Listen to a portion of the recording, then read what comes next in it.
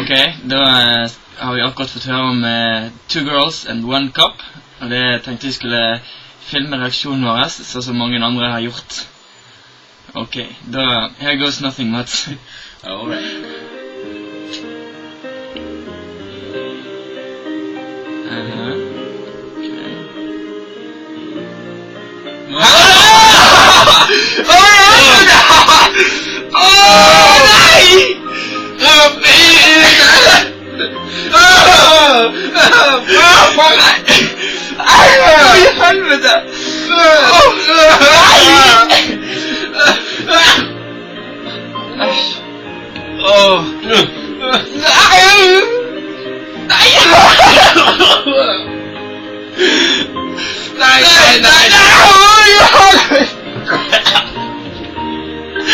Mats, ikke gå vekk.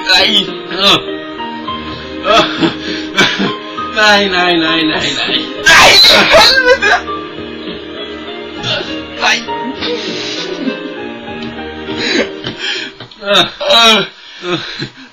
Oi, helvete!